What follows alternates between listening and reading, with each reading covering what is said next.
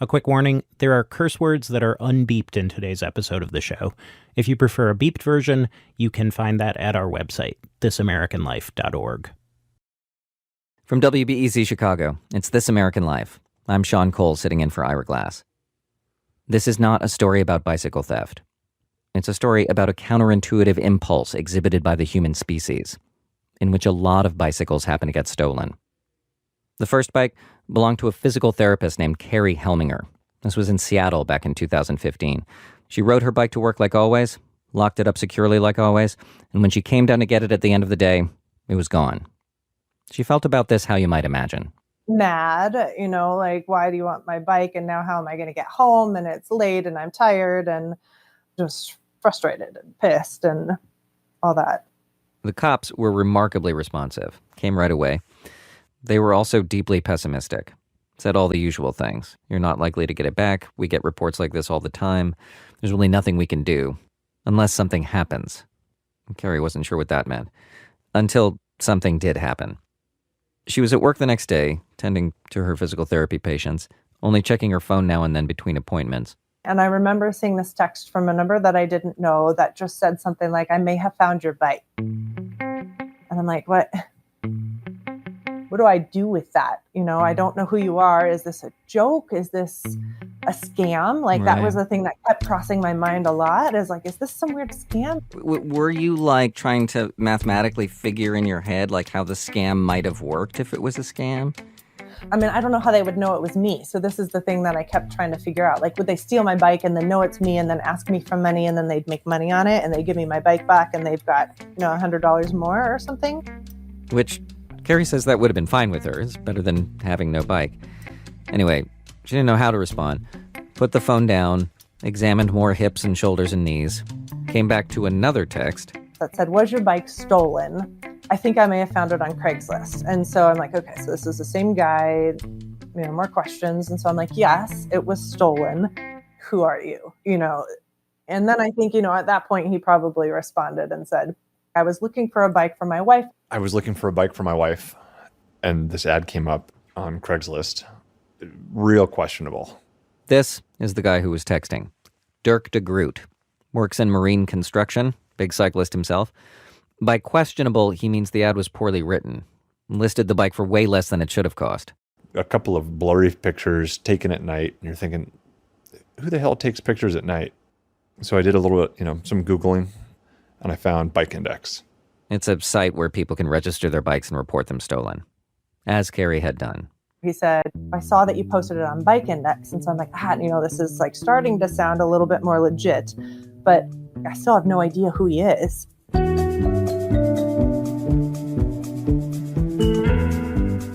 I think we spoke probably around my lunch break, and he told me that he was maybe going to go get the bike.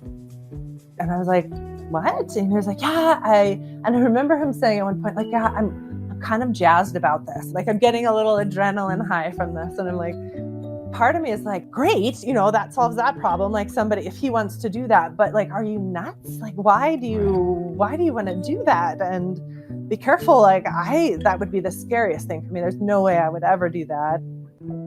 Dirk did do it. Arranged to meet the guy selling the bike. Except when he got to the appointed spot, unexpectedly, it was 3 guys. 2 more than him.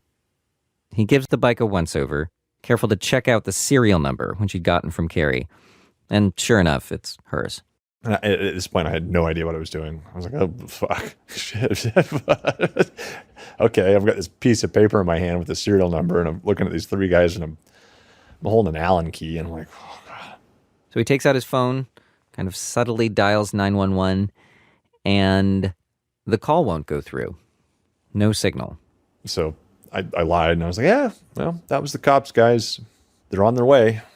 And as if there were ever any doubt as to the provenance of the bike, one of the guys, at the very mention of the police, just takes off running. So he scoots off, and there's 2 guys, and they're both sitting there a little agitated. They don't know if I'm lying. And Seattle's pretty steep, so I'm thinking, maybe I could Sparta kick one of these guys down the hill. Sparta kick. I was like, I don't know what I'm going to do with the other one. I've got this. I'm tall, but I've had my ass kicked so many times that my friends will tell you I'm not a very good fighter. And then, after several long moments with the three of them just kind of staring at each other, as though bidding farewell to a couple of drinking buddies for the evening, Dirk says, "Well, guys, we're in kind of a stalemate. I'm just going to take it." Threw the bike in the back of my truck. And then, calls, "It's your bike. I have it. Where should I meet you?" And I'm like, what? I just was so excited. He pulls up and he pulls my bike out and I'm like, "It's my bike." And he's like, "Here you go." It's like, "Can I pay you? What do you want?" And he's like, "No, you don't need to pay me. It's fine." I mean, it just was really crazy to me that like the night before my heart broken, my bike is stolen, and like the next night I can ride my bike home already. But it just felt weird.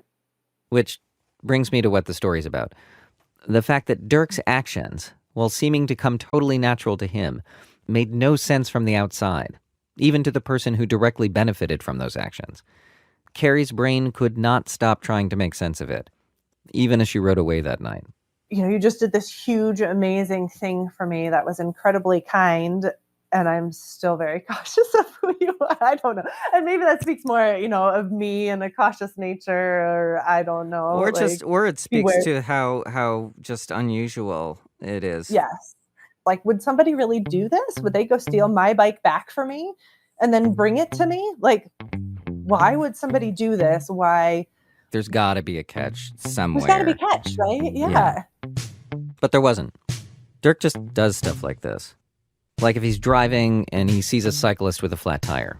I'm like the idiot that stops on the side of the road. I'm like, "Do you need any help?" And the guy's like, "Fuck off." Like, "No, weirdo." "Okay, well, let me know."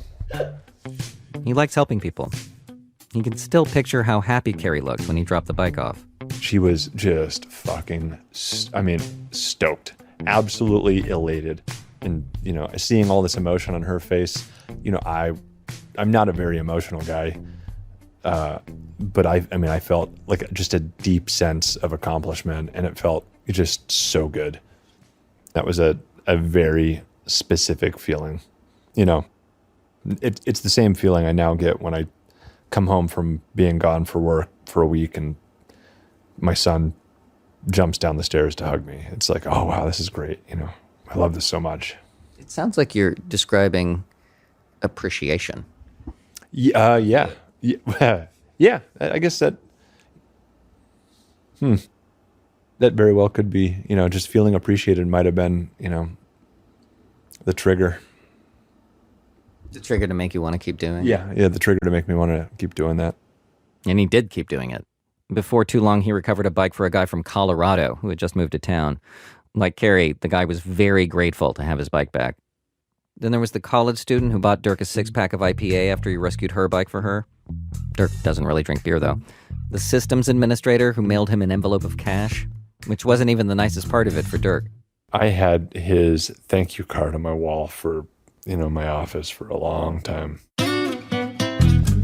His methods were pretty consistent.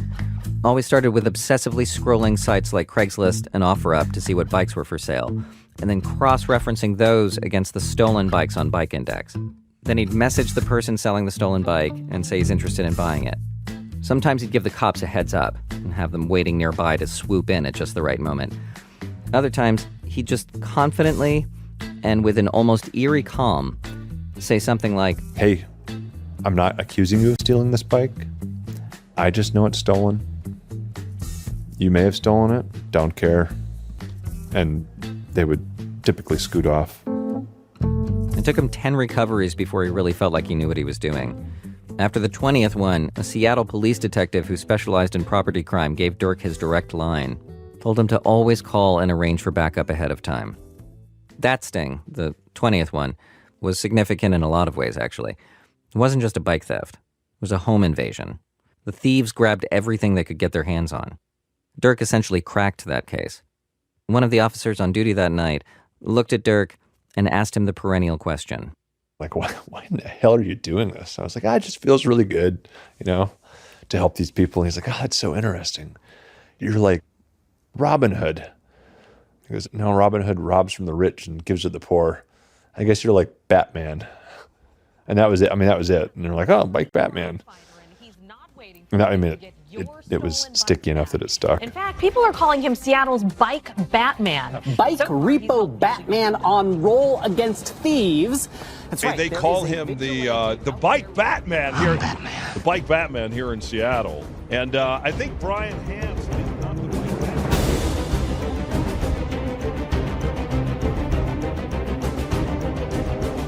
The Seattle Times broke the story, followed by local TV and radio outlets, other newspapers and magazines. In all of the accounts, Dirk stayed anonymous. He only decided to unmask himself for this story because he's not doing it anymore. He says he just hasn't had time for anything since his kids came along. But the newsworthiness of it was that someone would go so very far out of his way to retrieve property that wasn't his for people he didn't know. It was like the whole world had the same reaction as Carrie Helminger, the first person Dirk helped, who was mentioned in one of the magazine pieces. I had to laugh because in the article he writes, like, I think she thought I was a weirdo. And I'm like, yeah. Definitely thought you were a weirdo. Of course, the whole thing seems a lot less weird if you're Dirk de Groot.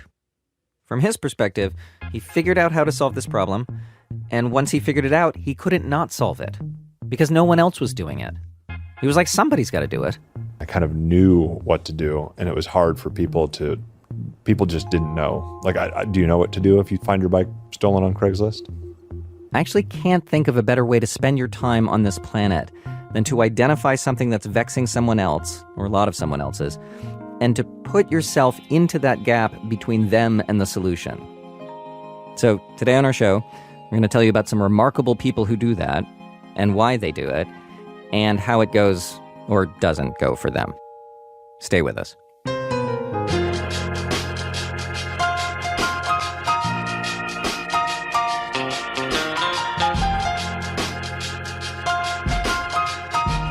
There's this image that's really stuck with a lot of us here at the show. You might have seen it. It's a photo of strollers, baby strollers, at a train station in Poland. In short, these Polish moms, anticipating a problem that Ukrainian refugee mothers might have when they cross the border, clutching their little kids, started leaving strollers for them at different points of entry. In the photo, they're all lined up on the train platform. Some fancy, some not, some new, some with worn tires. Each one a Polish family thinking about what could possibly be helpful when everything else is falling apart and providing it. Another problem that the war has yielded, you've probably heard, is the lack of access in Russia to real, accurate information about what's going on, the brutality of the war. Essentially, the Russian propaganda bubble tamping down on public opposition, which is what Act 1 of today's show is about. And it's about someone on a personal mission to solve that problem. We're calling this act Cold Call to Action. It's from producer Elise Spiegel. Polis Sonota spent the first 13 years of his life in the USSR, so he knows how complicated it can be to live in a world with limited information. This was Lithuania in the 80s, and what Polis remembers about living in that world is the distrust and the haziness.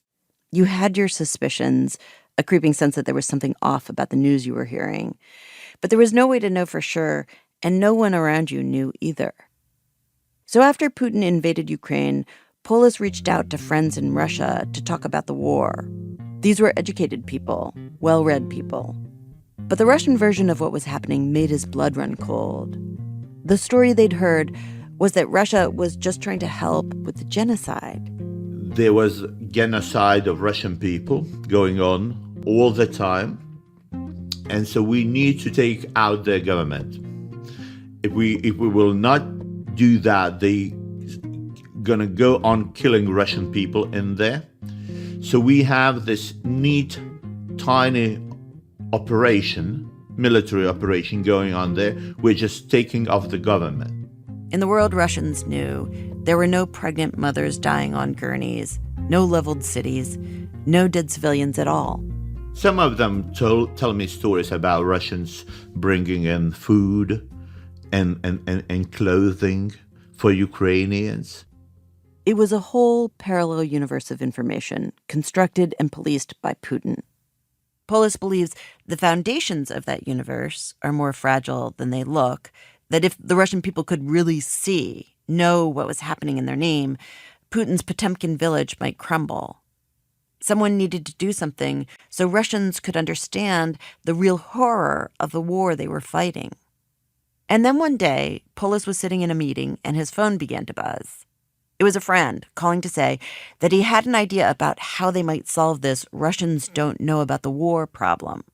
Says, Polis, what's funny about Russia? Say, I don't know. There's nothing funny about Russia to me.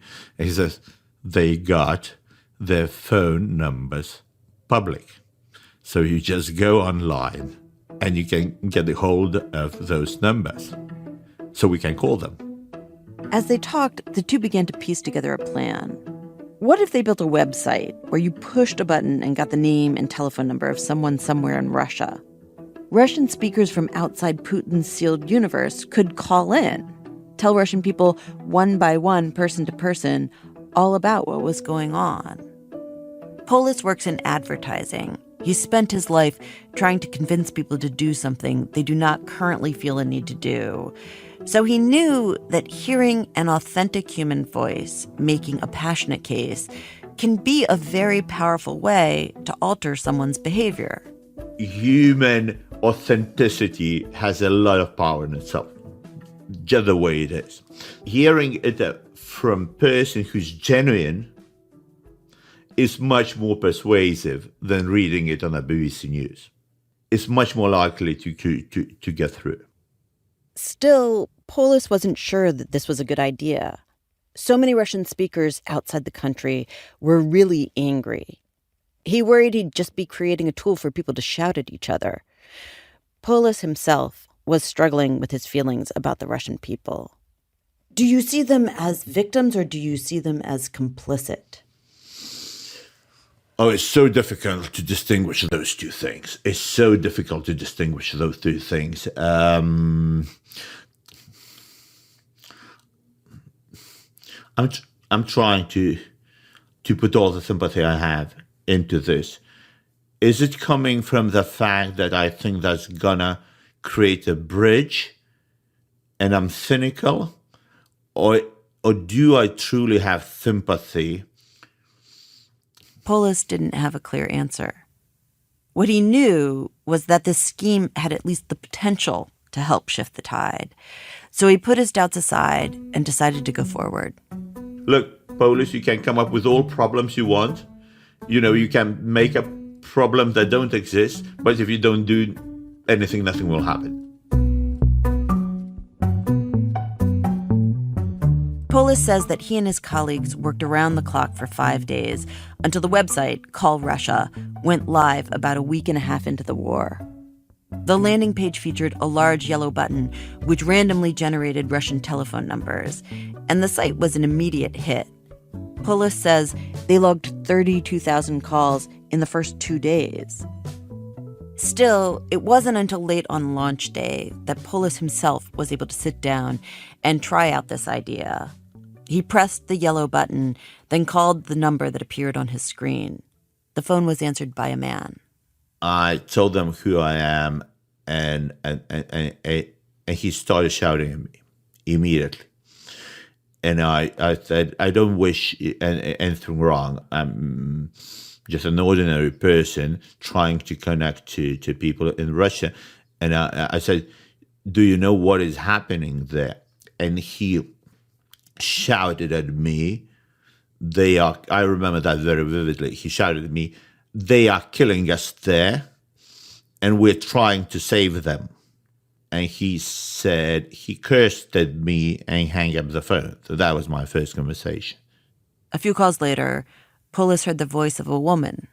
What I find on calls, most of women will talk humanly to me. But that lady, she was, so that lady yelled at me like, I don't know, probably 7 minutes. And she was saying, do you know who I am? And saying, of course I don't. I don't have a clue. I don't know which city I'm calling. Could you tell me, please? And she was, I'm the daughter of Putin.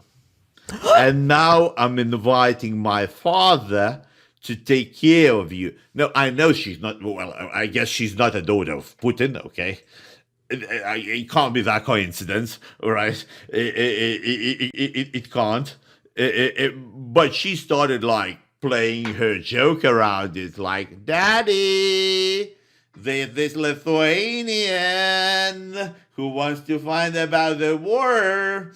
And I was saying, like, Madam, why are you doing that? I truly and genuinely want to talk with you about what is happening in Ukraine. Can you tell me, like, what you know about it? And she was like, Daddy. Polis says that many of the calls have been like those, unreceptive, hostile. But then every once in a while, there's a different kind of call. Like the man who answered the phone and at first seemed quite friendly. Soft-spoken, polite.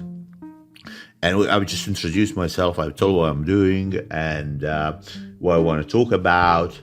And he kept going with me nicely. But at the moment he understood what it's about, he shut up. But I could feel he is there. So Polis went forward, told the man about the war. All the terrors that Polis had seen on TV poured out of him. So he didn't speak. Like I was saying those things like for probably 4 or 5 minutes. He wasn't talking a word. And when I finished, interestingly, he said goodbye. You know, it touched me. He felt he needed to say goodbye. So, you know, which is such a polite thing to do. So. And you heard in his silence what? You hear a person breathing. But most probably something that you hear very clearly is fear. So, you know, I was shocked that fear has a sound. I can't tell you what the sound of fear, but you can hear that. Телефон абонента занят. Оставь. Busy. The day we spoke, I watched Polis make a bunch of calls to strangers in different parts of Russia. What struck me was the tedium. It felt like very bizarre geopolitical telemarketing. Извините, набранный вами номер. Wrong number. There were a lot of dead ends. Вас приветствует автоответчик. Оставьте сообщение. Voicemail. But every once in a while, Polis got through.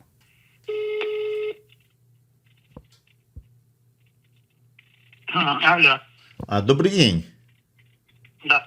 Да, меня зовут Паулюс, я сам литовец. Я волонтер в программе «Позвони России», а мы пытаемся связаться с россиянами, которые хотели бы узнать больше о событиях в Украине. Вы можете со мной переговорить? Нет, спасибо, я там я в курсе, что там творится. Алло, вас не слышно. So he hung up the phone. He said he knows everything. Okay, so that wasn't a good call. Polis makes calls like these several times a week. He spends hours on the phone. Sometimes he gets people like the quiet man, listeners who connect. But mostly, Polis says, people are screaming. And oddly, he thinks that those calls are the best. To me, screaming people are actually the ones that we need to talk to. What do you mean? Because these are the supporters of what is going on. It's pleasing and nice for me to have that nice conversation with the other person that I had. There's several people. It's so nice to have that conversation with those people. But the goal is not about having a nice conversation, right? It's about some of the people that are persuaded that they're doing a good thing in Ukraine to understand that they're not doing a good thing in Ukraine.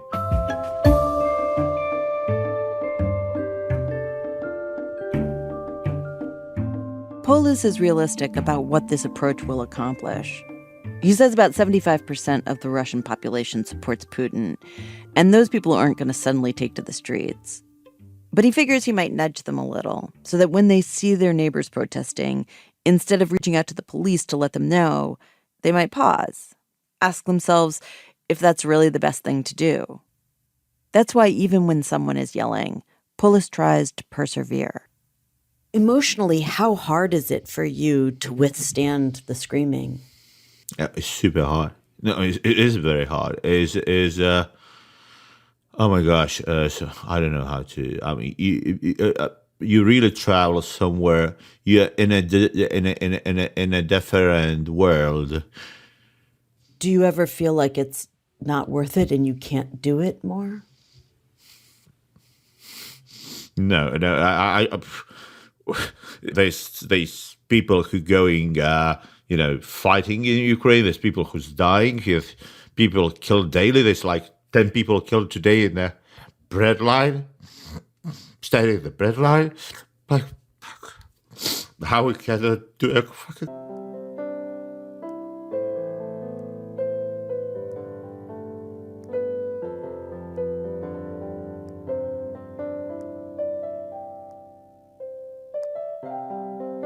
Polis told me he'd never know for sure whether anything he was doing made even a whit of difference. But even if these calls were a drop of water for a forest fire, Polis still thought it was important to try. Most of the things people are doing, most probably will have very little or no impact at all. The other day was doing flowers together, like paper flowers together with Ukraine and children. Does doing flowers with Ukraine and children will stop the war in Russia?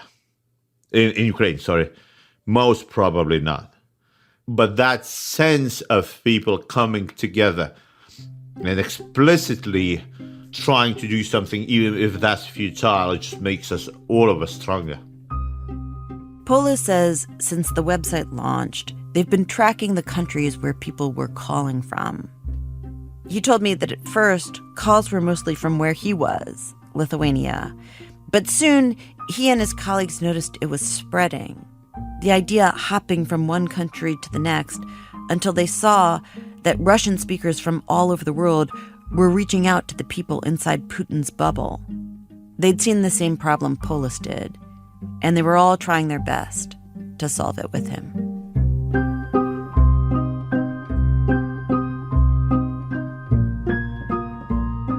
Elise Spiegel is one of the producers of our show. Act 2, Zoo Unto Others. On the first day of the war, there were 30 visitors to the zoo in Kyiv, Ukraine. On the 9th day of the war, there were none. No paying visitors. That was the day Washington Post reporter Siobhan O'Grady and a couple of her colleagues went there to meet the zookeepers. Siobhan had been wondering about the people in Ukraine who were still working while the country had been under siege. Not just military, but everyday workers, pharmacists, grocery store employees. It's the same thought a lot of us have had about essential workers during the pandemic. Except, in this case, there were literally bombs going off around them. She wanted to know what it was like to do their jobs now, under what are probably the most extreme circumstances possible. They went to the zoo in the afternoon, for a few rushed hours before curfew. Siobhan said it was eerie, the giant, colorful giraffe statue at the entrance, after they had just passed through several checkpoints to get there. The winding paths were virtually empty. The zookeepers were keeping the animals inside, partly because of the cold, and also because the animals could be killed if they came out for some exercise at the wrong moment. The zoo is right near a military facility that might be targeted by Russian forces. They were worried about errant missiles. In total, about 50 staffers out of the usual 375 had stayed behind to look after the animals. I asked Siobhan what was behind their decision to stick it out. The ones I spoke to didn't make it sound like a decision. It wasn't an option. The staff members really felt a responsibility to stay, and that would be the way that they would spend the war. Because there is no one else, right? Right. Like, if they left, what do you think would happen? Would there be anybody that would, leap over the zoo wall to... No, the animals would die. 4,000 animals would be locked away in their pens and enclosures, slowly starving to death, if dehydration didn't get them first. And not just anyone can do this job. It takes special skill and knowledge. The different animals' dietary needs. Some of the animals need to live at different temperatures than others. It's a hefty enough task during peacetime. And of course, lots of aspects of the job are different in a war zone. First of all, the zookeepers are mainly living at the zoo, which they normally would not be doing. The staff moved some of their families in. The head of the zoo, Kirilo Trenton, moved his elderly mother into the zoo with him in order to care for her and the animals. Is it that they can't live at home, or they just thought it was safer at the zoo? It's both. So in some cases, maybe they live in a part of town that could eventually be cut off or made very difficult to get between the zoo and home, in which case they would be separated from each other. And it's also that some of them live in neighborhoods that have already been targeted by strikes. Are they sleeping with the animals? So every night, a staff member has been sleeping with the elephant, Horace the elephant, to comfort him, because elephants are really sensitive in general. They also have enormous ears and really good hearing. So the booms and the sirens have been especially upsetting to him, to the point that he's been put on sedatives. And at night, he was apparently waking up, walking around, exhibiting signs of extreme stress. And they were so worried about him that one of the staff members has volunteered to just stay in there with him. And so when he gets stressed at night, they speak to him in a kind of calming voice. They feed him his favorite snacks of apples and things like that, and just kind of talk him down after any booms until he can go back to sleep. Some of the staffers and their families occasionally sleep in an aquarium that's still under construction, underground, bunker-like. Siobhan told me you could see where one day, hopefully, there'll be glass and fish. But right now there are all kinds of cots with pillows and sleeping bags on them. Siobhan imagined how nice and cool it'll be to hang out down there during the summer months, if and when they can finish building it.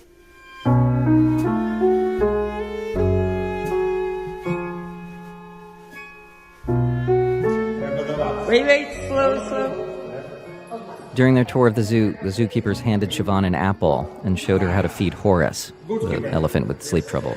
Welcome to Kimson. They visited Tony the gorilla, who's also been agitated. Not because of the explosions necessarily. He's had no interaction with guests and apparently misses it a lot. Got visibly excited when his handler finally showed up. Also spat out his lunch all over one of Siobhan's colleagues for some reason. In the administration building, one of the animal handlers was feeding a brand new baby lemur. This incredibly small, soft, delicate thing, especially compared to the chaos it was born into. They named him Bayraktar, which is a kind of Turkish drone the Ukrainians are deploying against the Russians. They were thinking of naming his sibling Javelin. Siobhan asked the zookeepers which of the animals were the least concerned about all of the explosions and sirens. The crocodiles, they said, and the alligator. All they care about is eating. But as interesting as she found the animals, it was really the people she was there to learn about. One of the zookeepers who interested her most was Ivan Rybchenko, who still commutes to the zoo from home on his bike. And I was interested when I saw him because he was feeding a banana to a giraffe. And the air raid sirens had just gone off. We could hear booms in the background. And both he and the giraffes just didn't react at all. They just continued with the feeding. And he was just being really gentle and sweet with the giraffe. And we were all kind of looking around like, should we take cover? Do you think it's okay? And they were like, we're just going to keep eating this banana. So I asked him, why are you still here? He's a young man of fighting age. He's 33.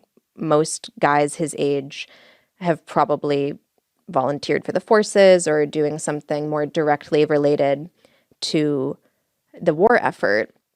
But he didn't see it that way at all. I mean, he said that his responsibility is the giraffes, the deer, and the horses at the zoo.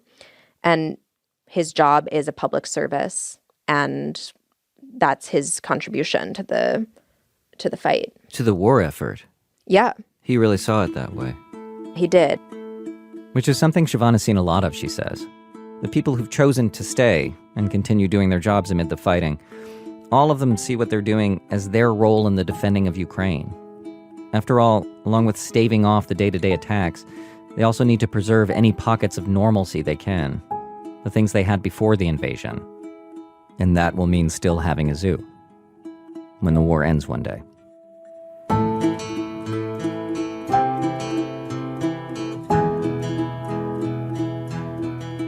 You can read Siobhan's article for The Washington Post about the Kyiv Zoo at washingtonpost.com. Coming up, being a voice for the voiceless, in possibly the most macabre and yet literal meaning of that phrase. That's in a minute from Chicago Public Radio when our program continues. Support for This American Life comes from Squarespace. Squarespace is the all-in-one platform for building your brand and growing your business online. Stand out with a beautiful website, engage with your audience, and sell anything. Your products, content you create, and even your time. Get started with a best-in-class website template and customize it to fit your needs. Stand out in any inbox with Squarespace email campaigns. And every Squarespace website and online store comes with a suite of integrated features and useful guides that help maximize prominence among search results. Head to squarespace.com/American for a free trial. And when you're ready to launch, use offer code AMERICAN to save 10% off your first purchase of a website or domain. Hey there, This American Life listeners. I'm Wesley Morris. I'm a culture writer at the New York Times, and I co-host a podcast called Still Processing. This season, I invited some of my favorite writers and critics to come talk to me about the culture that shaped us, the changing ways we consume it, and why Keanu Reeves is basically a culture unto himself. You can listen to Still Processing wherever you get your podcasts. It's This American Life. I'm Sean Cole in for Ira Glass. Today's program, well, someone had to do something. Stories about someone's stepping up, taking it upon themselves to tackle some problem, large or small, for the greater good or just for a discrete few. Guess who else is going to? We've reached Act 3 of our show. Act 3, one last thing after I go. All the people tackling problems in the show up to this point identified themselves what needed to be done. In this next story, the person jumping into the fray never even conceived of the thing that he was ultimately asked to do by somebody else. Producer Aviva de Kornfeld explains. This all started a few years back, as a joke. In strange circumstances, yes, but definitely it was not meant to be taken seriously. Yeah, it was a joke, absolute joke. I mean that literally. This is Bill Edgar, a private investigator in Queensland, Australia. And around the time of the joke, Bill had been looking into some financial matters for a client named Graham. At the time, I didn't know he was terminally ill. It was not until a couple of months in that I was investigating, and Graham told me he was terminally ill and he hadn't got long to go. And then I got to know Graham quite well. And, you know, it was one of those things that you start to talk about death, the afterlife, what's going to happen, who's around. And it became apparent that he really had a job he just wanted done. Graham told Bill he had something he wanted said at his funeral. Stuff he wanted to be sure everyone would hear. He thought about making a video of himself giving his own eulogy, but worried his family wouldn't play it. This thing he had to say, it wasn't very funeral appropriate. So as a joke, Bill offered to crash his funeral and say whatever it was Graham wanted said. I could see him, his mind was ticking over. Really? You could see it. him sort of register? Oh, yeah. Yeah, he had this thing about him where you could just see it. And I thought to myself, oh, did I just plant the seed or did the penny drop? Did something just happen then? A couple weeks later, Bill got a text from Graham basically saying, let's do it. Once I'm dead, you go to my funeral and I'll prepare a thing for you to say. I was in a cafe when I received the text. I remember I was about to leave the cafe, but I ended up ordering another coffee and sitting there going, how the fuck am I going to do this? Bill agreed to do it, and Graham explained the situation. After he'd gotten sick and become bedridden, his best friend John had started hitting on his wife, trying to sleep with her. Graham had even seen it happen a few times. His wife told John to knock it off, but he wouldn't stop. And Graham was too sick to really engage or do anything about it. But it made him really mad. So this is what Graham wanted Bill to do. Go to his funeral, and when his best friend stood up to deliver his eulogy, Bill was to interrupt him and call him out for what he'd done. Graham eventually died, and Bill, a total stranger to the family, went to his funeral armed with Graham's message written on a piece of paper. Bill was nervous. The service started. It was a blur to start with. I mean, I was sweating profusely. And I got to say, it was, you've got your time on your phone, and I'm looking at the clock and I'm thinking, okay, his mate's about to do the eulogy, and I knew I had to get up within 1 minute, 2 minutes most to interrupt the eulogy. And his best mate stands up and he starts, blubbering and telling everybody how much he loves his best mate, and starts talking about a certain particular time that they shared. And it was that moment I looked at my clock and I went, it's nearly 2 minutes. And in that church, they were like long pews and they were timber. So when you stood up or you even moved, they made a sound. And when I stood up, it made a sound. And obviously everyone just looked straight at you, I froze, honestly. I stood up and I just stood there and went, okay. Bill started reading what Graham had written out for him. My name's Bill Edgar, and I'm here on behalf of the deceased, who has a message for you all. John, it's Graham here. I've hired Bill to interrupt your eulogy to tell you that I witnessed you on several occasions trying to screw my wife. God love her. She rejected every one of your advances. But that doesn't change the best friend, John, speed walked out of the church. Bill heard some people whispering, telling him to sit down. But Bill had a job to do. There was more to read. If my brother, his wife, and their daughter are here, you can kindly fuck off too. I haven't seen you in 30 years, and now you show up to pay your respects. Where were you when I was alive and could have used you around in the hard times? The brother, along with his wife and their daughter, quickly left the church as well. You could hear a lot of whispering within the mourners, and some mourners are sitting there going, oh, fuck yeah, I don't know why she was here anyway, and I'd be like, oh, cool, at least they're on my side,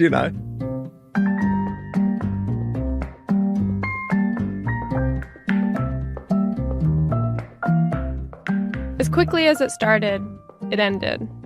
Bill folded up the paper, put it on top of the coffin, and walked outside to his car. His shirt was soaked through with nervous sweat. He was worried angry relatives might come after him. But at the same time, he was pretty clear on how he felt about the whole thing. Did you like doing it? Fuck yeah. Absolutely. Really? I thought it was brilliant. You know what I love most? Walking out. I thought that was just, like Graham had the mic drop, which is something that not many people get to do, I had the ultimate experience of just walking away from it all and not even knowing what happens to the aftermath. So I'm just walking out and I'm going to my car. And I only just made it to the car when a young girl came running up to me and said that her exact words were, Bill, Dad would have loved that. Thank you so much. Mum's very grateful, which was really cool, And she had another friend with her. And not too much later, that friend reached out to Bill. And she said, here, my auntie needs to see you, and she needs to see you now. Here's my number. Please give me a call as soon as you can. Oh, wow. Yeah. Prior to the funeral, I thought, this is just going to be a one-off thing and I'm just going to walk away. But it wasn't. The auntie, Christine, she was dying of leukemia, and she was secretly in love with her best friend, Carol. Bill did her funeral, and then another, and another. Enough people started reaching out to Bill that he figured he should really pick a name for himself, make this all a bit more official. So he decided on the Coffin Confessor. Bill's done a bunch of confessions at this point. People pay him to do it. And he likes the work. It suits him. Bill is a man who is constitutionally opposed to artifice. As a private investigator, he sees how messy people's lives really are. So he hates all the pomp and rituals candy-coating most funerals. Feels phony. He thinks it's better when people tell the truth, whatever that truth may be. People say funerals are for the living. Bill thinks that's all wrong. Why shouldn't the dead get a say in how they leave this world? It's their funeral.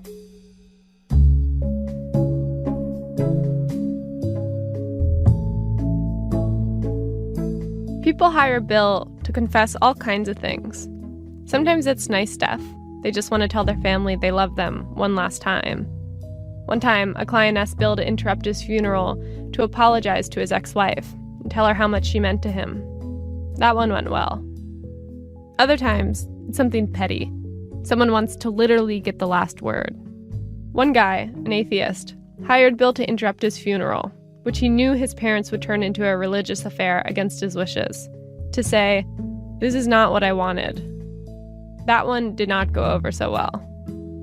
And occasionally, he's asked to reveal something darker, like with this one recent client who hired Bill to confess that he'd been having an affair with a neighbor for the past 2 years. The effect of which would be this guy's wife would learn at his funeral, in front of everyone, that he'd been cheating on her. In cases like that, Bill encourages the person to maybe say that themselves before they die. Obviously, when I sit with him and I say to him, "Does your wife know?" "No." "Are you going to tell her?" "Well, no, but I'll leave that to you." I mean, obviously I'll say to him, probably be nice coming from you. Oh, you'll and say he'll that? say, "Oh, yeah, absolutely." And how does that usually go over? No, it never goes over. It's just basically, this is what I've written, this is what you're going to do. Do it.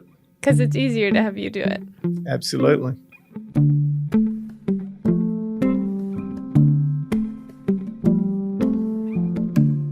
In all the funerals Bill's crashed, there's one that sticks with him. This biker guy reached out to Bill, said he had cancer, and that he was interested in hiring him. So Bill drove to the biker's home to meet him. He was this huge, muscly guy, covered with tattoos. Oh, actually, when he first saw me, he said, "You?" He said, "You're the coughing confessor?" I said, "Yeah, mate, you got a problem?" And he says, "No, not yet." And I said, "Okay." So I walk up to the balcony, I sit with him, and he goes, "Well, you crash funerals, so I want you to crash mine. Mine will be a burial. It's in a lawn cemetery."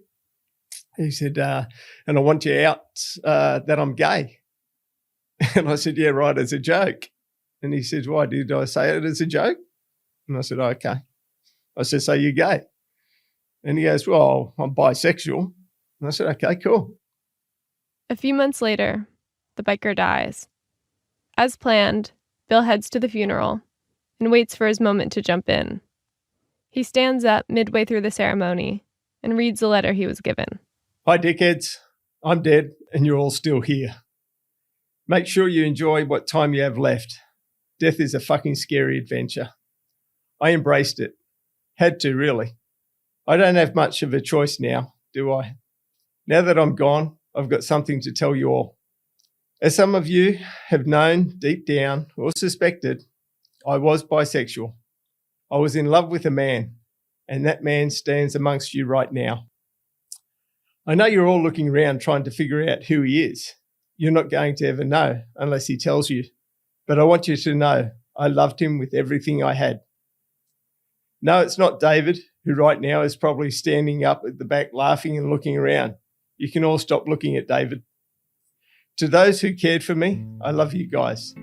To those that didn't, I'll see you in hell. It's time for me to visit past family and friends. So live well, ride safe, and be true to yourself. That's something I wasn't, but wish I was."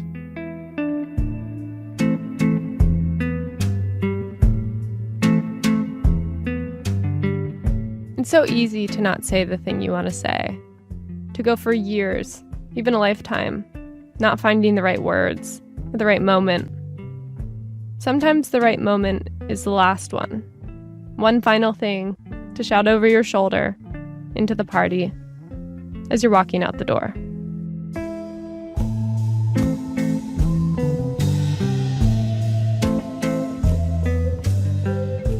Aviva de Kornfeld is one of the producers of our show. Act 4, a funny thing happened when we were already at the theater. This last story is a counterexample of sorts, where you'd be forgiven for thinking, did somebody have to do something? Or anyway, that's what a lot of people thought in this case. Hannah Jaffe-Wald has the story. Here's what happened. A group of people went to a movie theater near Los Angeles to see The Lost City. It was a 7 p.m. showing, but the projector was broken. So everyone in the audience was stuck waiting. 10 minutes, 20. And then a woman from the audience walked down to the front of the theater in front of everyone and started doing stand-up. So I am a single mom. Do we have any single moms in the house? Any single moms in the house, she says? There's short clips of this online. She's in a beige dress, long straight hair, waving her arms all over the place, trying to project her voice to the back of the theater. The act is chaotic and hard to follow. She's pretty all over the place. I believe in Buddha. Jesus was never married. She does voices. She chants. Anybody hear her chant? And she sings. I look back over my life and I think things over. Usually when I see my These are people who showed up to see Sandra Bullock and Channing Tatum roam around in the jungle. Instead, they got this.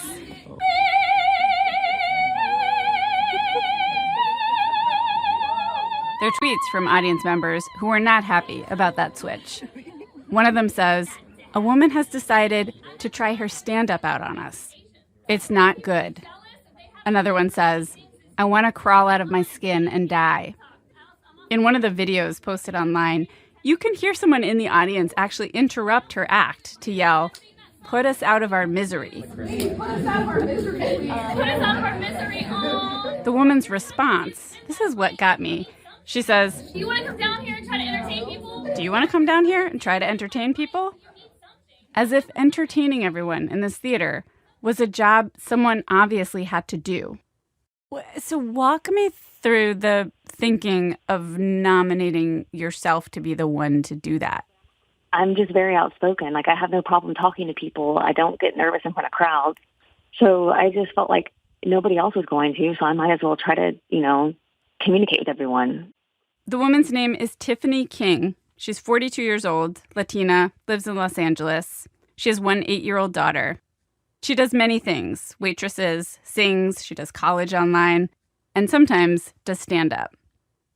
And the way Tiffany King ended up performing unsolicited comedy that night, there's the story on the internet, and then there's her story, which is different.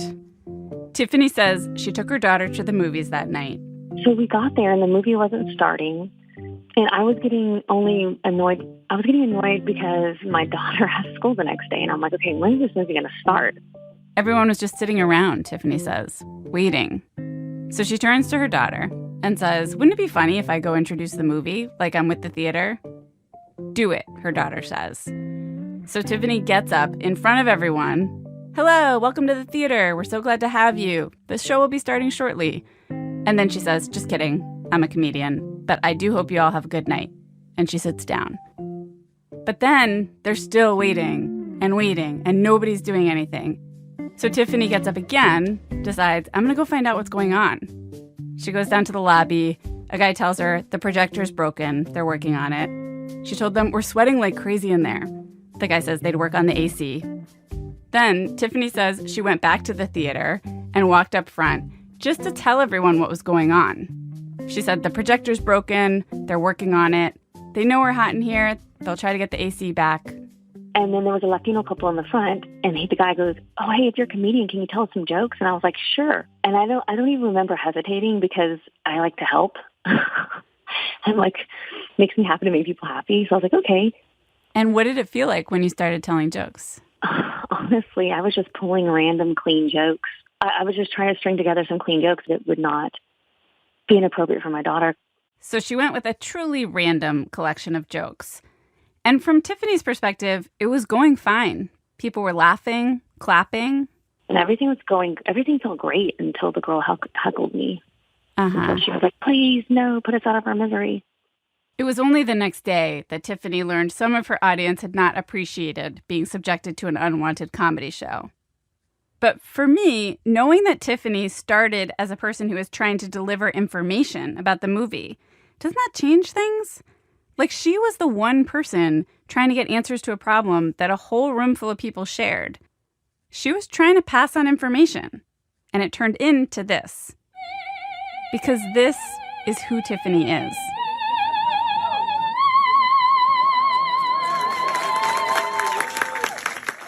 Here's what I was thinking when Tiffany recounted this experience to me. I was thinking about when I was at the airport, and I was instructed to stand in a line for a desk that had no person at it. I stood there anyway. A long line of other people stood there anyway, too, quietly. Except for one woman who could not bear it. who was actively, loudly shouting to everyone and no one walking by that we needed help. I kept looking down like I'm not with her. But I was also glad for her, because ultimately she got someone to help us, to tell us that we actually needed to go to a different desk where there was a person, where the printer was working. And the yelling woman, she led the way. We all followed her. My point is, the person who takes it upon themselves to do something, they don't always do it in the way you would. They're not perfect. But neither are we, waiting in line for the desk with no person, or for the movie that's not starting.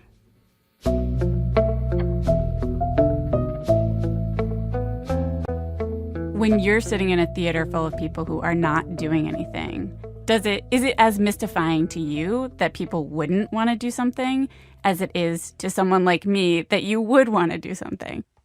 When all this happened, I flashed back in my mind to a moment in high school when I think it was science class, but we had to go into another room, talk to another class, and I think I sang opera for some reason because I've had vibrato from an early age, and my grandmother was a mariachi singer. And I remember this young guy being or this kid my age, being like, "Damn, Tiffany, you got some balls." So I don't think that the people that do anything, that there's anything wrong with them. I just think that we all have a different purpose in life. And I feel that I have a purpose, which is to entertain and to lead people sometimes in certain situations. We need go-getters. We need people that are going to solve problems, right? I was just trying to solve the problem and be helpful in the moment. I asked, did she consider that this was a situation where maybe no one needed help? Nobody needed to do anything. Tiffany said no. The thought never crossed her mind. Which I think is probably an important part of being a person who rushes to be helpful, a person who acts. You can't ask yourself that question. Hannah Joffe-Walt is one of the producers of our show.